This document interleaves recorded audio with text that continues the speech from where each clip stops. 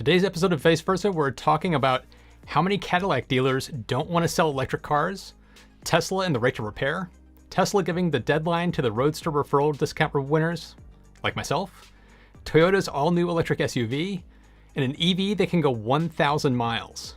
And today, I'm joined, as usual, by my partner in crime, Ricky from 2-Bit Da Vinci. How you doing, Ricky? Thanks, Matt. And thank you for rubbing in your Roadster in my face. I appreciate that. That's what I'm here for. So let's get started and talk about the first topic of the day, which is that Cadillac, as of now, and this is a follow-up to a story we did 2 episodes ago, where Cadillac was offering to buy out GM was offering to buy out the Cadillac portion of various franchisees. And so far, they have taken up 150 people on the offer. So we brought this up 2 weeks ago because this is a story that the way the press had covered it made it sound like GM was kind of bailing and they were trying to offload their Cadillac division and stuff. But really, I think what it showed was we are building EVs and you can get on board or not, but we're going to go full speed ahead. And clearly, 150 people so far have decided they don't want them. And I was thinking about why that might be. So Matt, think about this. If, let's say you're a prospect buyer and you go in to buy like a Chevy or a GMC or a Cadillac, and now there's a Lyric or whatever that ends up being that's electric, and someone goes to test drive it, and oh, that's electric and those are back ordered. They're not going to be available for 6 months, but we'll take your $100 deposit today. So they're losing customers potentially. So there might be a reason why they don't want that. And especially I predict that GM will not be as profitable on Cadillac and the EVs for a while, especially when you got Tesla. So trying to be price competitive, I think they're going to have to really eat into their margins. And so what they're telling their franchisees, the dealers who sell their cars, is, I know you thought you'd get a couple of thousand when you sold each car. What if we told you you're going to get a couple of hundred for a while? No one's going to want to go for that. But all that said, GM's going ahead, and they've bought out 150 people from the reason for the need to have to sell EVs. Yeah, it's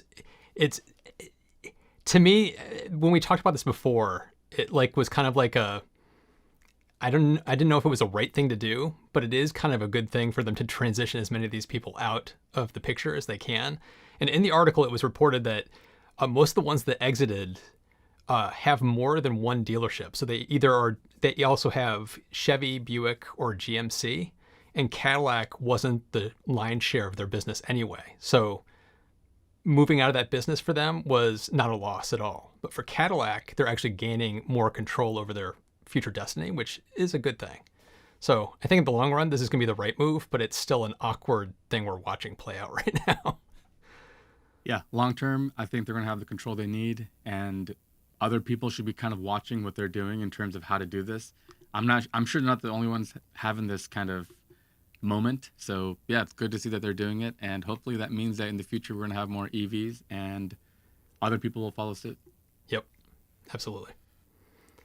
So next up is Tesla releasing the service manuals, diagnostic tools, and more for free.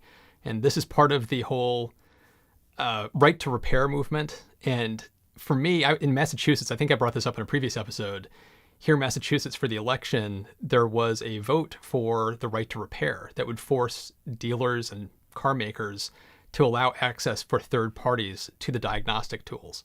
And in Massachusetts, it passed with a pretty high margin. So this does not shock me because it's the law now in several places around the world. So they kind of had to do this. But what I found the most interesting about the story was this was discovered by a hacker of the Tesla community hacking group. And they discovered that to get it for free, you have to register on the Chinese Tesla service site to get in for free. But for the US version, you still have to pay something like $100 or something like that to get in, which is really, really strange. But once you're in, you can access it from the US site as well. And you have access to the diagnostic tools and all that kind of stuff. So for me, this is pretty exciting. I'm glad that they're doing this. Yeah, I think you mentioned $100. Isn't it $100 per hour, I thought? Yes. For 1 hour? It's $100 per hour. Yeah, it's not an affordable thing.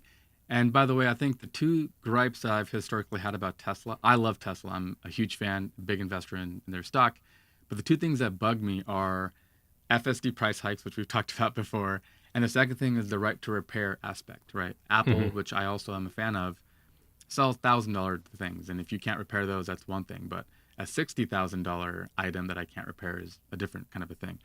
So really good news. It shows you that Tesla kind of comes out and says, hey, we hope you'll say no to the measure, which didn't happen. People in Massachusetts did vote for it, which bravo. That's one of the cool things about the state. And they'll play ball. Interestingly, I think the reason for the Chinese aspect, where they had to come in from like a Chinese domain or like a VPN or whatever that was, I think is because if you think about how China operates, for you to sell a car in China, you have to have like a subsidiary in China. China's like incredibly like controlling about their economy. Tesla's one of the few examples, I can't actually think of another, where they don't have Tesla of China LLC or something. Like they don't have that. They sell cars in China as an American company, which is kind of cool. So maybe this is one of those deals that they brokered and said, look, we'll really open up repairs and maintenance, and we'll allow Chinese companies to do all the repair work, and we'll have a big network and make it totally like transparent. Maybe that was part of the deal, because yeah, it's an American company selling these cars, but we'll still grow our economy with repairs and maintenance and stuff. Right. Cool. Well, you want to go to the next story? Move. Yeah. Yeah. This is definitely a good move, though. All right, this one, I'm not jealous at all. I'm not an envious type. But Mr. Farrell has a Roadster. I do not. I always tell my wife I kick myself for not having bought my Tesla sooner. Because if I wasn't stupid and I just bought it a year earlier, I'd have one too. But this is probably exciting and good news, especially for a lot of you guys. There's probably some people in this chat right now. I know you are, and there's a lot of people in the community who are in line to get that referral Roadster. And so what they're showing is they kind of had this deadline, like, hey, do you want your Roadster or not? And they're showing up on people's boards. Do you have your Roadster on your list of vehicles now? I do. Yes, I do. I hate you. I mean, you're a good friend. You're a good person. Yeah. So what this tells me is, are they like preparing to make the Roadster? I'm kind of curious about that. To my mind, I was thinking the Y is, ramping up. They've got Cybertruck, which probably is a larger volume thing than Roadster. Although I predict the Cybertruck, the Plaid Model S, and the Roadster are all going to use the new Roadrunner, the new big cells that Tesla will be making themselves. So maybe they're going to have that line built up to a level that they can support it sooner than people thought. That's probably good news for everybody involved. They've been pretty quiet otherwise. There wasn't really an announcement or reveal. They don't have like the Roadster, like up on their website and anything bold. So I'm not sure, but to me it seems like maybe the Roadster is going to surprise people and be available sooner than we thought. Well, Elon's always said it's dessert. It's not the main course. And so all the other stuff is going to take priority over it. And I think it was in the Q2 call that he had said something about the Roadster being in 12 to 18 months, which would put the Roadster at the earliest mid-year next year. I think it's most likely going to be the end of the next year. But just like the article, like this email, I got one of these emails, but before this email, I got one that was a little alarming. It just said it was a Tesla paid the $5,000 down payment for I earned a full free Roadster. And so I got an email that said they've put the $5,000 down towards it. And I was supposed to wire them $245,000 by December 10th. And in the email, it had the bank information, the wiring information, all the kind of stuff. And I was like, no. So I started reaching out. Was this a great uncle of yours from Nigeria, by the way? Yeah, because I've gotten that one before. Well, I reached out to I actually reached out to Ben Sullins because I know he's gotten two. And he said, don't worry about it. He got that same email that when it was put into his account, it just automatically triggered it. So that's why I got it. And then a few days later, I got the one that was in the Electrek article, which was I had also earned enough money for 22% off a second Roadster, which would still make it $195,000 out of pocket. So I got a second email and then a third email saying, ignore the first email. And then the second one, you have to let us know if you want the 22% off. So it was. Yeah, I guess the way it worked was you were actually building up the discount. And when you hit a certain level, it became free. And potentially you basically had 1.73 Roadsters or something. Yeah, exactly. I will say, Matt, my birthday is in March, so just throwing it out there. Well, the one thing about it though is like you got to think it's free. It's like I still have to pay income tax on this prize, which counts as my income. So it's like they're giving me $250,000 car. I'm going to have to pay income taxes on $250,000. So it's not free, but I'm not going to complain too much because it's still an amazing car. I cannot wait to get my hands on. So if they want to give it to me in the middle of next year, I will take it. Yeah, so it sounds like we need to be keeping our eye out. Maybe they'll have news about deliveries sooner than we think. Yeah, I hope so. Which is crazy because Cybertruck, I think, is going to be a little bit delayed potentially. So I don't know how they're going to manage all of it, but Yeah. exciting times. Yep. What do we got next? So up next, Toyota announces a new all-electric SUV and says it's their first step for battery electric cars. And this one's interesting to me because it's based on their new, what is it called, the e-Tinga platform, the e-TNGA platform. It's all the car manufacturers are coming out with their own platforms for their EV structures and their battery packs, and this is based on their platform. The thing about Toyota is that they've doubled and tripled down into fuel cells.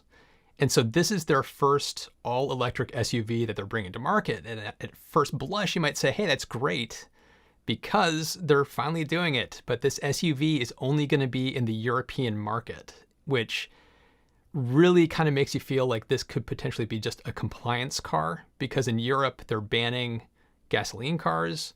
So this could just be a way for them to satisfy that requirement for Europe. And here in the United States, we don't have something like that yet.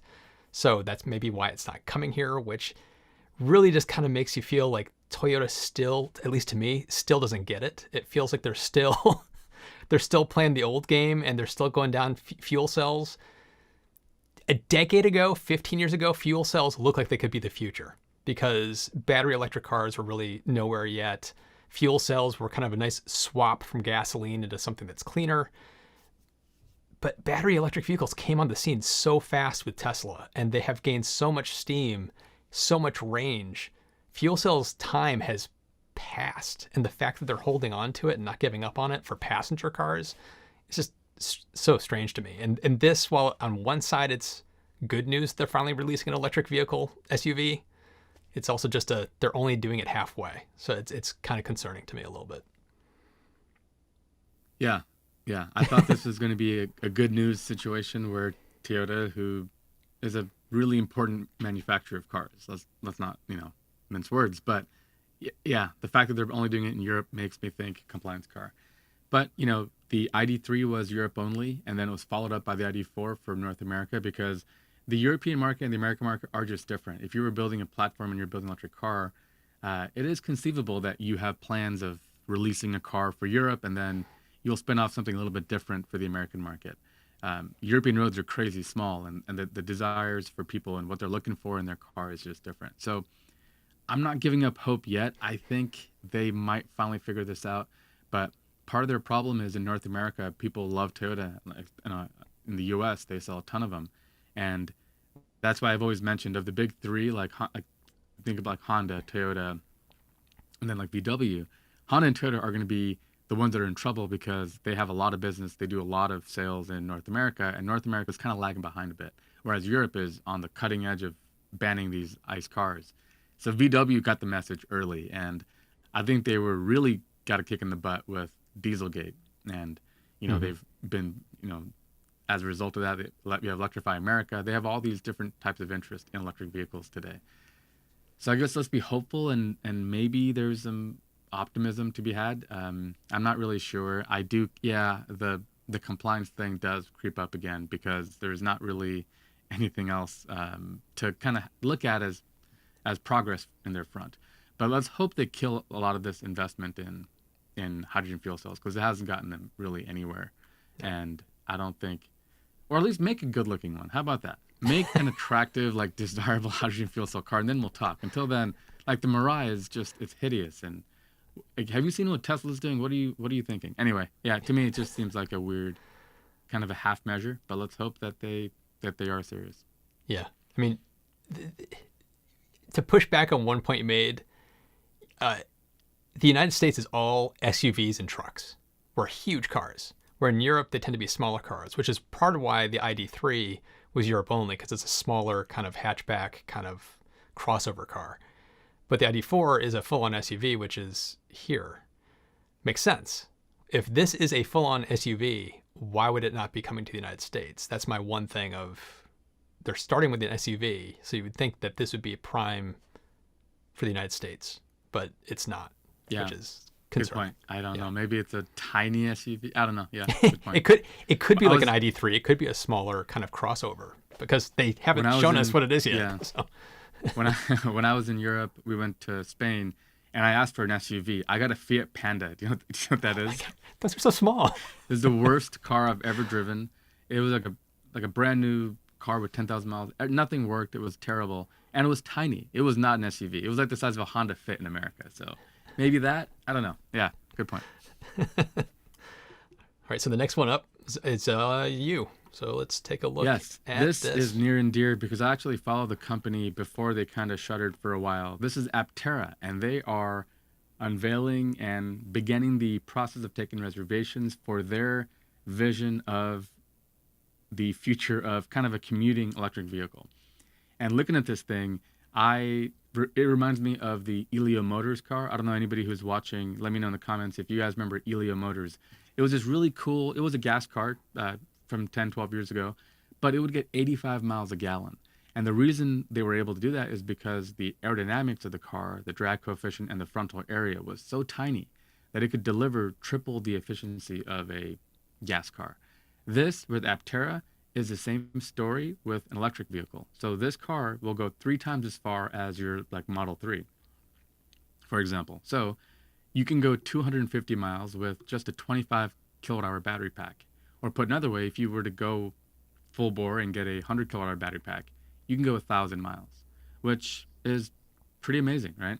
And so that efficiency is all from look at that thing. It looks like a teardrop. It's just beautiful and designed clearly for optimum efficiency. So the cool thing is charging it will also be quicker. Even if you were to charge it at like a level 2 charger, you'd be charging it 3 times as fast because each kilowatt hour would be 3 times the mileage, right?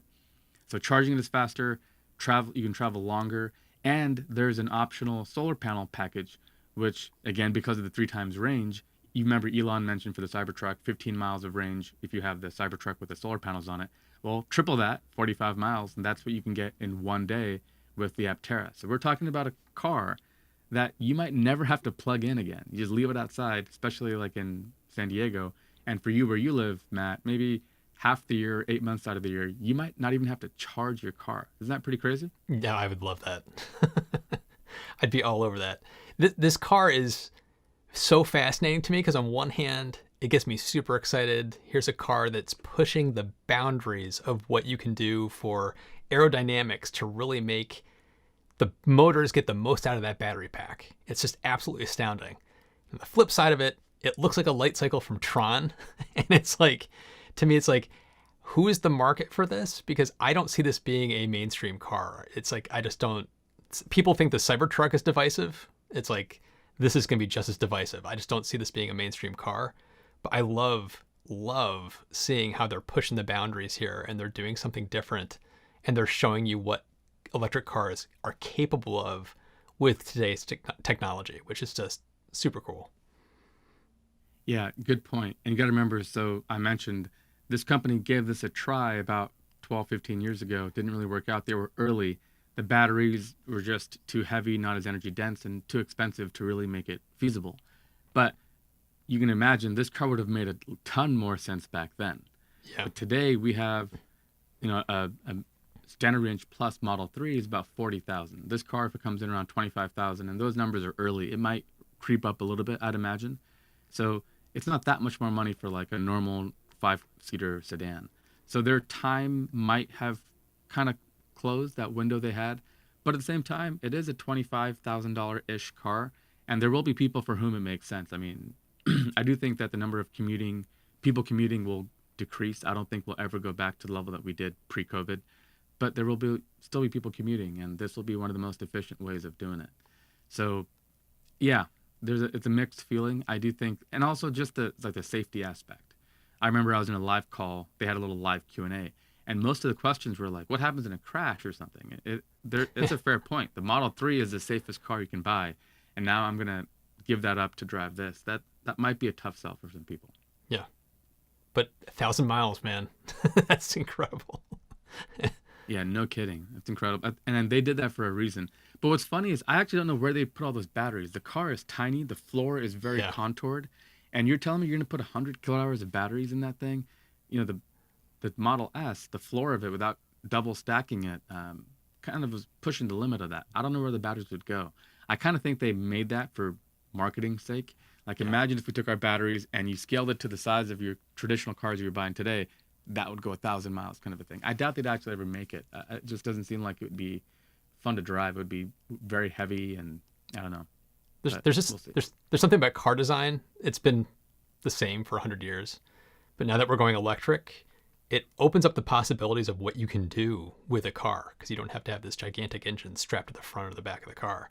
And so seeing a car like this, which is so radically different, the Cybertruck, which is so radically different, there's going to be a lot of resistance to too much change too fast because we're so used to what cars are supposed to look like.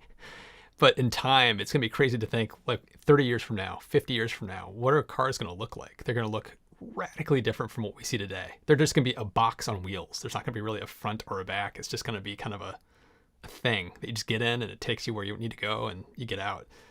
There's something so sci-fi about it that I just absolutely love.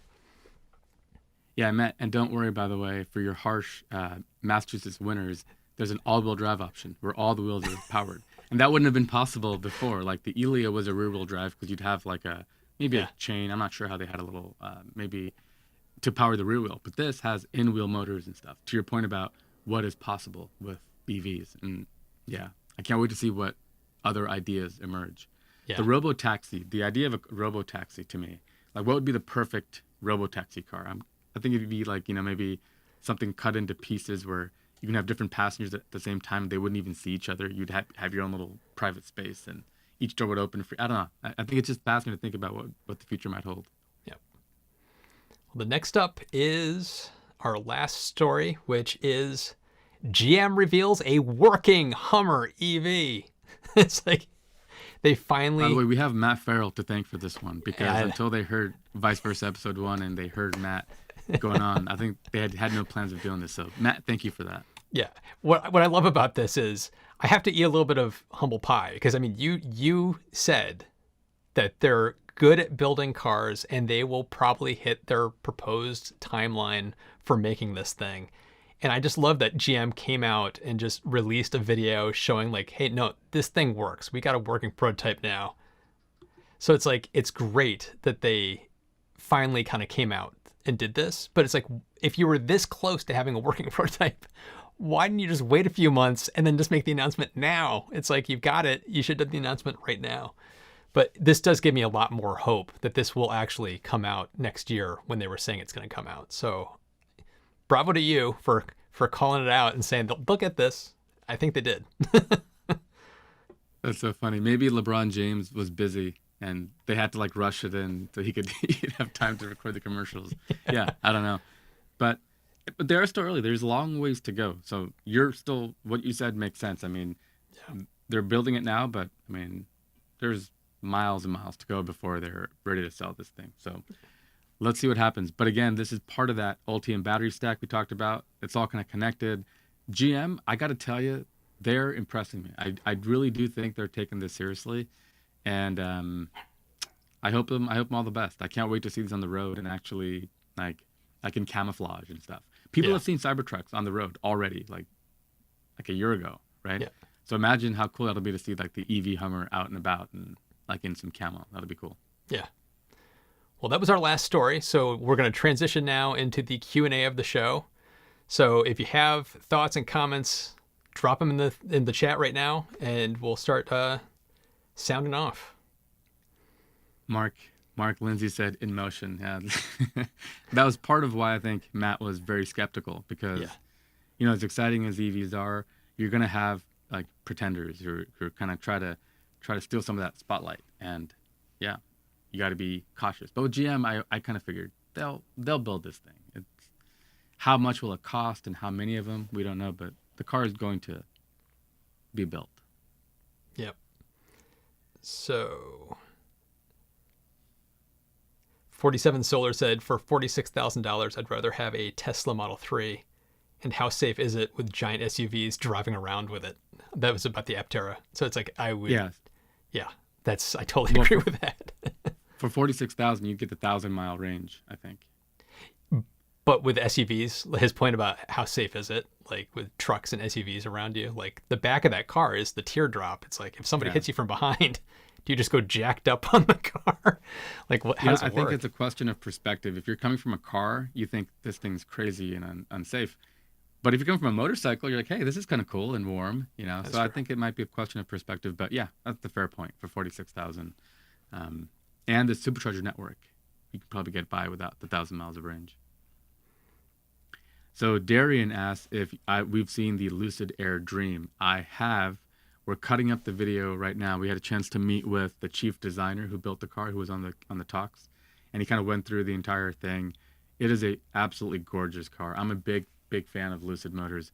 I think Rivian, Lucid, and Tesla or Rivian, Lucid are the two companies that I think are going to join Tesla as the real like standout winners here with electric vehicles.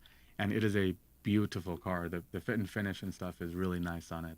And I like the detail to the interior materials and stuff. It's quite stunning. Have you seen it yet, Matt? I have not. I mean, I've seen photos and stuff like that, but I haven't really looked into it too much. I cannot wait to see your video on it. Yeah. It should be fun. And we got a chance to kind of tour their factory where they're building the prototype cars for testing and stuff. And we're going to be in February going to their plant in Arizona for a little tour, and we'll do videos on that too. But yeah, their factory is ready to rock. We have some other ideas about doing videos on like more about investing, but the Lucid IPO is one of the ones I'm really looking forward to for 2021. Canadian Bernie Bro says, is QuantumScape a mirage? It's a good question. I don't know anybody in the chat if you guys bought QuantumScape right when they were after their reverse merger before they've blown up like 500% or something in the last month. I missed QuantumScape, but I was pretty excited. I thought they might have something. I don't think they're ready with anything. Matt has mentioned he thinks solid state batteries are probably a few years out. But what do you think they're ways out? QuantumScape? It's going to be 5 years before we really start to see them hit the market. QuantumScape is probably 5 to 7 years away on their own. There's questions around it, like how viable their technology. I believe QuantumScape has something. I just don't think it's like going to light the world on fire, because when you look at what they're touting for their energy density and what's going to be able to do, it's like Tesla's going to be able to do the same exact thing with what they announced at Battery Day. So it may not be solid state, but like when you're talking about range, charging rates, it's not that different. Solid state just has the benefit of being safer because it doesn't have a liquid electrolyte, so fires are going to be a lot less common. So it's going to have a better safety, but is it going to be cheaper? Is it going to be like, there's so many questions I have around it. I do think solid state is going to be the future of batteries, but it's going to be a while before they really get here and make a dent. But it's interesting. Yeah, I think they enable interesting things in terms of chemistry that maybe isn't possible now with like solid lithium and things, lithium metal. But yeah, that's a fair point. We should probably keep an eye on some of these companies. In a future episode, Matt, we should talk about the battery companies like QuantumScape and the recycling companies. That's something I'm deeply interested in. And I know you've done research. So that's why a lot. That's why I think you should. Yeah, I've done a lot of research into recycling. It's pretty cool stuff. Really cool. One question here from Learning One is, I understand that Tesla chargers are kind of proprietary and that others can't use it. Other people using universal chargers. Yeah, pretty much everybody else is using a universal charger. This again, Matt often makes a comparison between Tesla and Apple. It's the exact same thing. Everybody's on USB-C, and then you got Apple with like Lightning. So it's kind of the same sort of thing. But what's interesting is Aptera could potentially be licensing the right to the supercharger network, which is interesting. Tesla currently doesn't let any other companies use their network, but that might change, especially with cars that don't compete with them. Nobody who's buying the Aptera, to Elon's mind, probably is not buying a Tesla as a result of it. So for that reason, they might. But what's tricky is if you let people use your network, then there's going to be longer lines for your customers to charge. And like in LA, I know like Tesla Joy and some of the other people who live in LA always complain about how long those lines can get. There's a ton of Teslas in LA, and there's a lot of chargers, but they get filled up. So that's always a tricky thing about building out your network.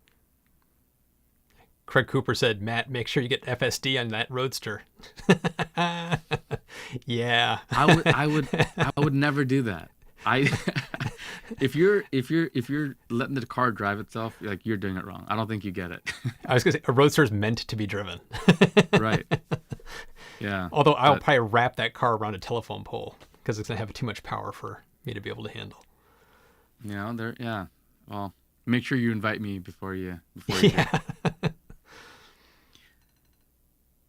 What else we got? David So it sounds Darling. like people do want to talk about recycling companies. Oh, cool. I was going to say, David Darling said that, do you think we might get a surprise Roadster early, at least next year? I think we might, but it would probably be the very end of the year at the earliest. That's just my take. Yeah, I think what they could do is use it as like a booster of excitement if they need it, but it will be low volume, I'd imagine, because I think getting Cybertruck up and running is top priority. It's just more important, I think, than anything else right now. A Canadian Bernie said about the QuantumScape hiding behind JB's reputation. I don't think they are, because JB would not be associated with a company that he doesn't believe in. I mean, he has said openly that they have some technology that's some of the best cutting edge stuff he's seen in years. So it's like, they're not hiding behind him for anything. I agree. I think JB was influential in getting early funding, in their price where it is today. Like if JB is not a part of that company, I don't think their stock price is where it is today, but that says nothing to the fact that they probably have something very interesting. So when we find out more, we'll do an episode for sure, but it should be interesting. Yeah, Craig's asking about the Hummer EV weight. I have no idea. That thing probably weighs multiple tons.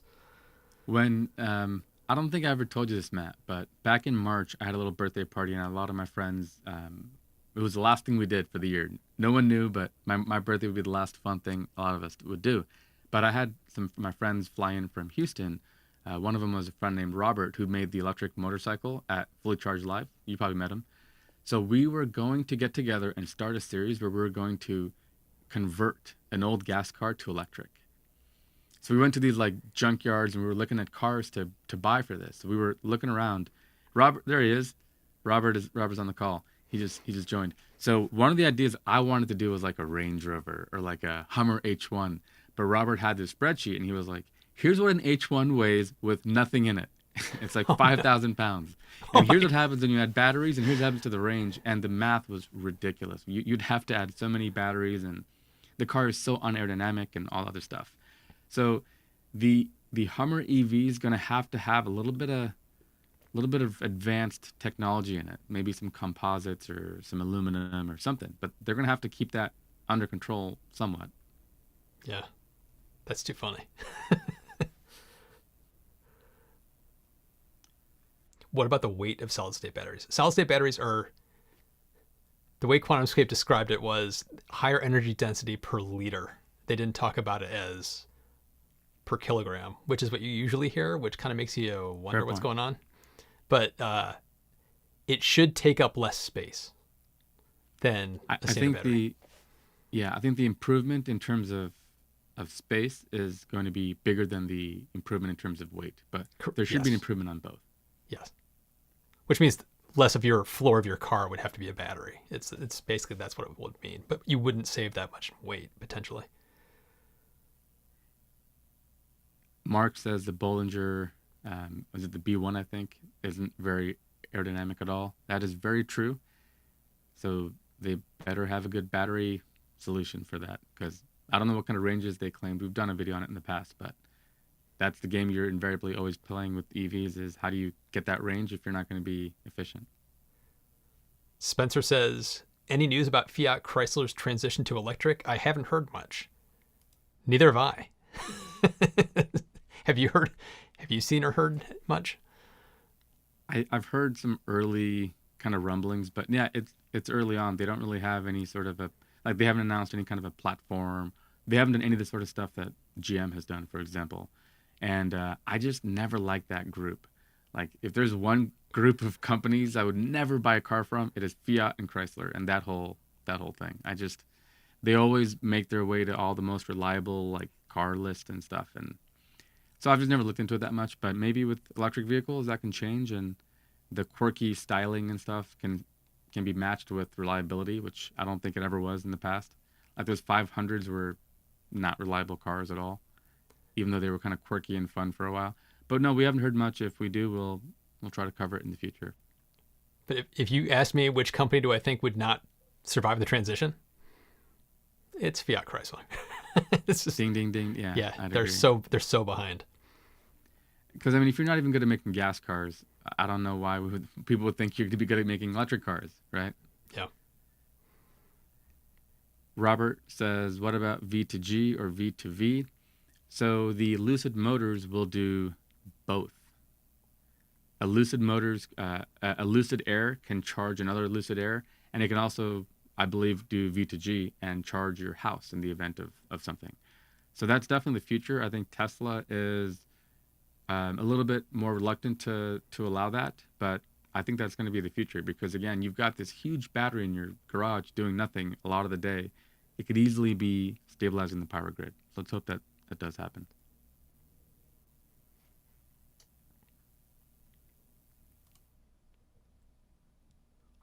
What's the Tesla stock going to do after the S&P 500? I don't know. It's going to go up. I'll tell you that. Yeah, the one thing with stock that I think people sometimes don't fully think about is when there's news of something, the stock price is already reflecting that news. So Tesla's ride the last 2 weeks has been all about that. So like if people are thinking, oh, I'm going to buy a stock today, the day before the S&P inclusion, and then tomorrow that's not the case. In fact, sometimes it's the opposite. Like when Apple has an announcement, their stock usually goes down. It's because whatever they announce is not going to live up to the hype of people's expectations. And so that's kind of how it goes. Like Tesla might actually go a little down, but it's still going to be a great buy. But don't think that the day that happens, a switch is going to get flipped or something. Yeah. Should come on the EV bubble. We, Matt, I don't know if I told you about this, but I'm starting a little investor investor club series where we're going to talk about some of this stuff. Oh, But cool. there is a very serious EV bubble, and when I say bubble, I don't mean it in a negative way. Honestly, whenever you have a frontier, like a west, when there's all this excitement, you're gonna have tons of people with money thinking, "I want to cash in. I miss Tesla. Where's the next one?" Hmm. So, so there's going to be some bad actors. Nikola comes to mind, but there's going to be tons of good companies too. And it is the future. Imagine from 2020 to 2030, we'll all look back and think about this as one of those golden eras of investing potentially when the world is making this transition. These transitions don't happen all that often. Hmm. And we're going to have all kinds of new companies from charging infrastructure, manufacturing, battery, chemistry, EV, full car manufacturing companies that should be very interesting. And we will talk about it a little bit on this channel as well. It's not even just EVs. We're transitioning energy too. So renewables, it's the same thing. It's like the Industrial Revolution. We're like living through it right now. So it's kind of exciting. Who is this? Who is this? Who is this said, getting Nikola vibes from Arrival minus Trevor seems like a great concept but little substance. I disagree. I have to disagree with that. What do you think about Arrival? I am super excited about what they're doing. They seem to really know what they're doing, and they're trying something that nobody else is doing to break into the market in a very unique way. Will they succeed? I have no idea. I don't know if they're going to succeed at it or not, but I don't think they're hot air. Especially since UPS has already bought 10,000 and they're probably going to be buying more. And they're building out their first 2 factories right now. It's like, it's pretty exciting. I love the whole microfactory approach. I actually have a video coming out about it in 2 weeks. Yeah, I have a video coming out in 2 weeks on my channel about the microfactories where I go into detail with it. I talked to who was it that you talked to? I talked to their chief experience officer. Yeah. I talked to about the CEO, Mike, who's of the automotive. I talked to him in great detail about the microfactories, how they work, why they're doing that concept, the pros and cons of it. It was a really great conversation. So I don't be think sure I to don't go think to Matt's channel if you haven't already and subscribe for that video because I'm waiting for that one as well. And ours should be coming shortly too.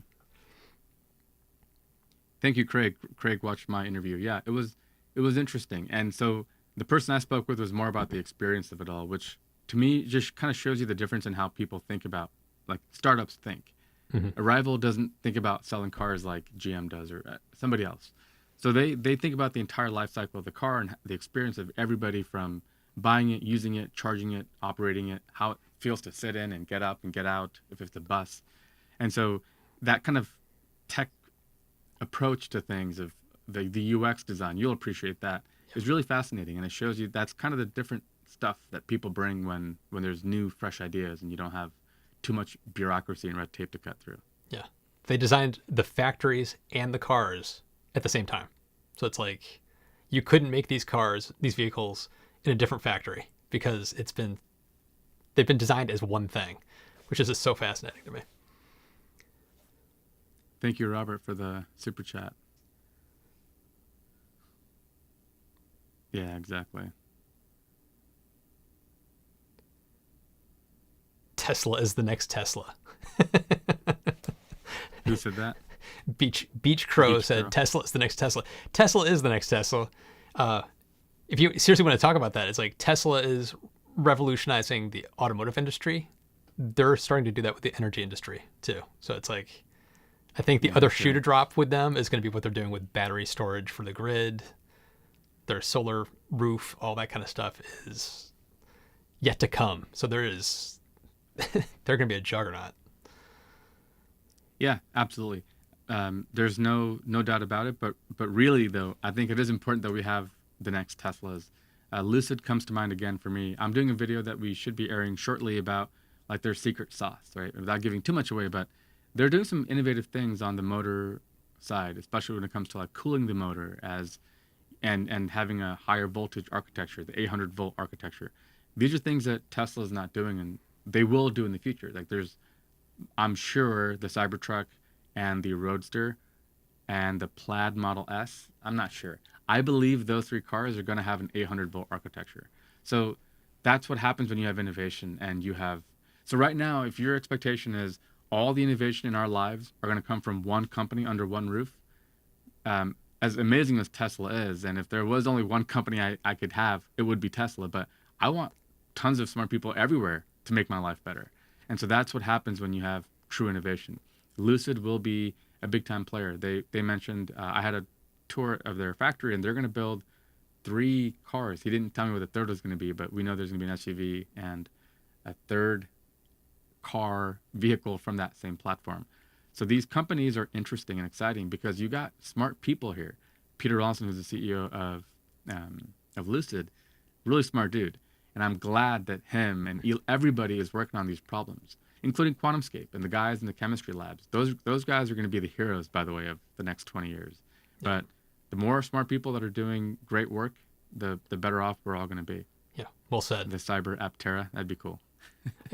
Another company I'm really excited for is Rivian. I mean, Rivian is doing stuff that is so smart.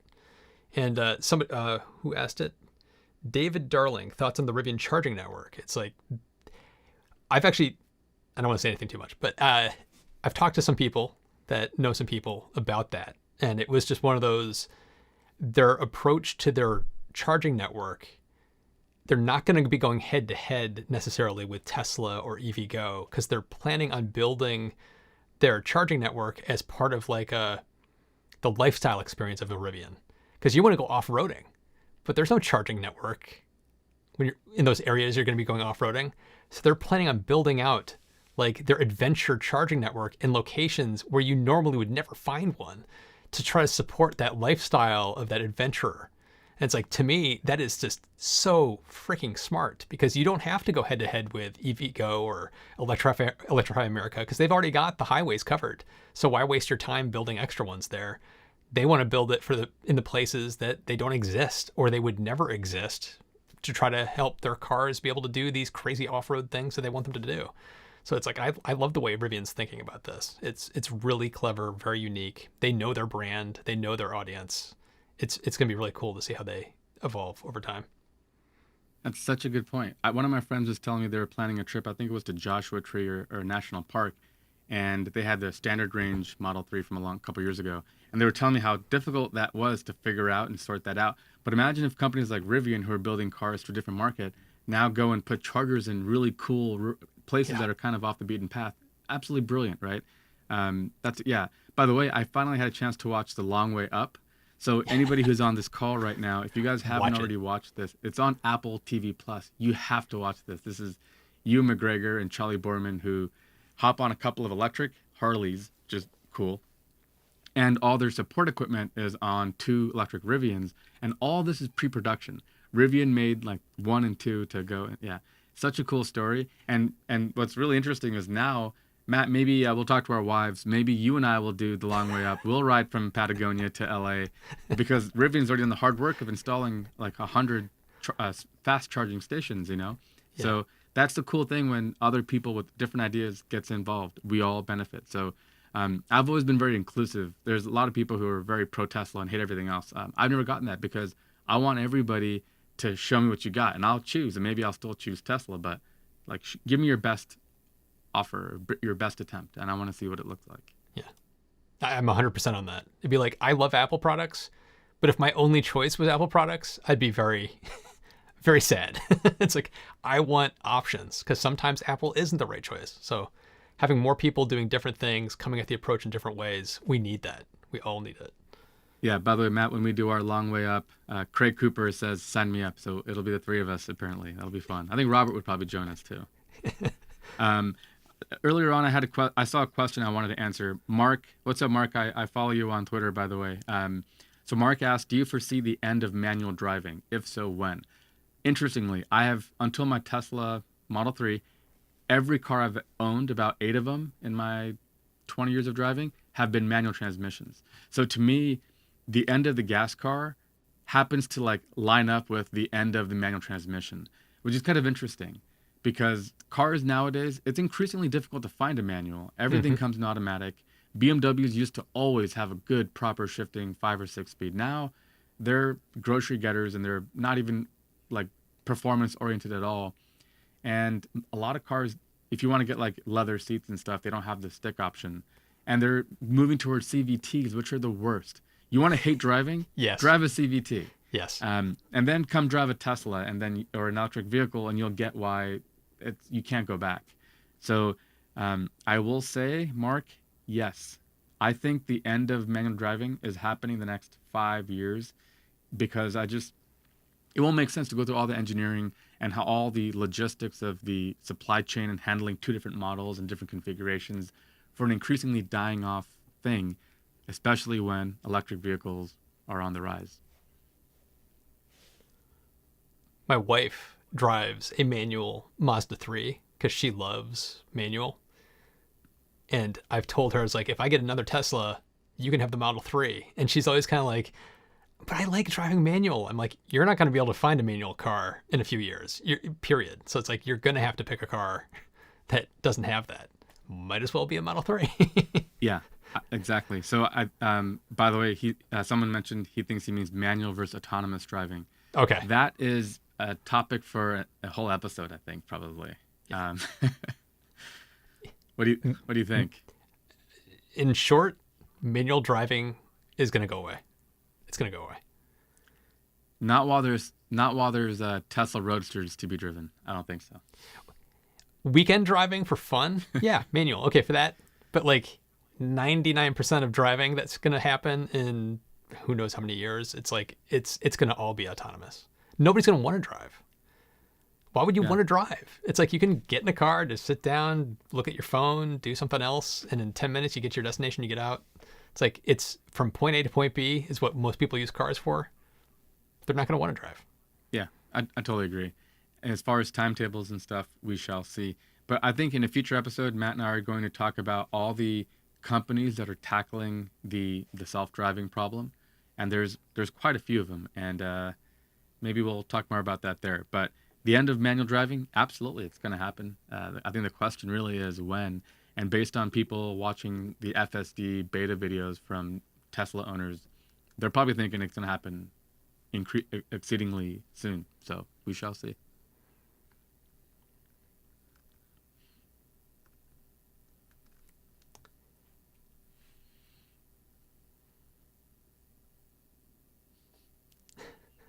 This is fun, by the way. I got to tell you, Yeah. interacting with people like in real time. This is 47 Solar.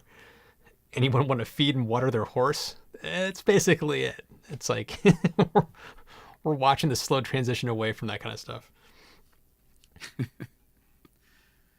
Yeah, there was so to that point. I remember I was watching an episode of Now You Know, I think, and they mentioned that Tesla won't even sell cars to people in the future.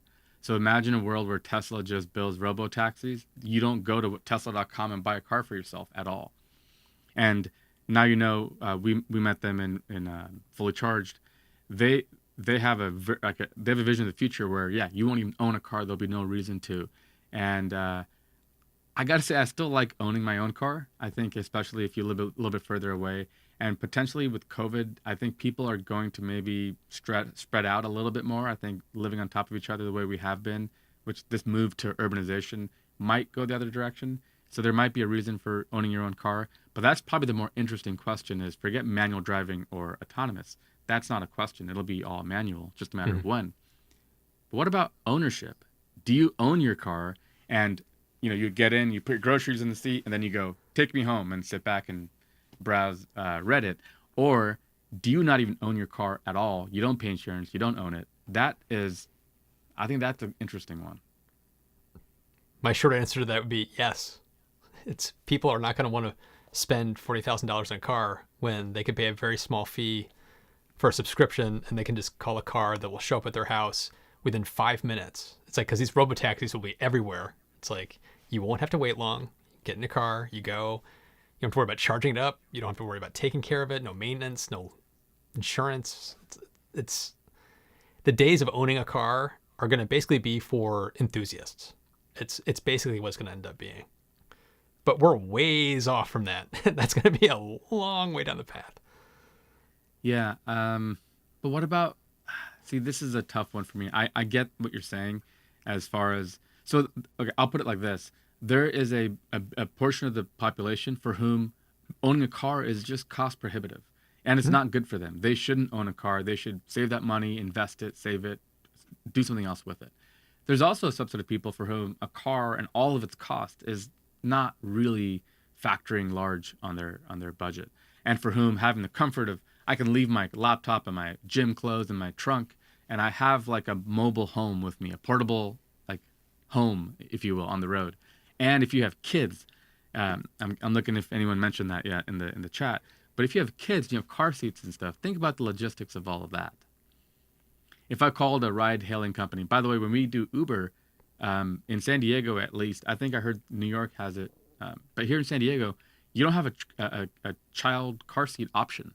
So we can't even Uber to the airport if we wanted to, because there's no way for our kids to have a ride. So how does that look? And if you're going to put those in the trunk, kids' car seats are massive. There's nothing bigger in the world than a kid's car seat. It's ridiculous. My kids are 20 pounds, and yet the car seats are, but where do they go if you're not using them? How does that work? There's challenges, right? I mean, there's reasons for why you want to own your own car. But I get it. I don't know. It should be a fun topic for another day. Yeah. Hugh Waller says the Fiat 500e is really fun. Isn't that interesting? The 500 is a car I wouldn't even look at with with any interest. But the 500e, it's light and zippy, and it doesn't have the best range. It was kind of a compliance car, but it's still fun. It's kind of like Fiat tried not to make it good, and it was still good, which is funny, right? From a company that is not good at making cars. So, I agree. Well, we probably should be wrapping this up right now. So you have anything else you want to say before we call it? No, thank you guys for watching. We have hit 140 people watching live, which is growth from last week. Yeah. This is the show. We have a podcast as well, and we go live every Thursday at 5:00 Pacific time. Yeah. Thank you for watching. Yeah. Thanks for watching, everybody. And make sure you check out viceversa.show if you want to listen to the audio podcast, and subscribe and hit that notification bell. But I'm assuming most of you guys who are watching it right now already are, because you're here. And thanks for watching. We'll see you in the next one.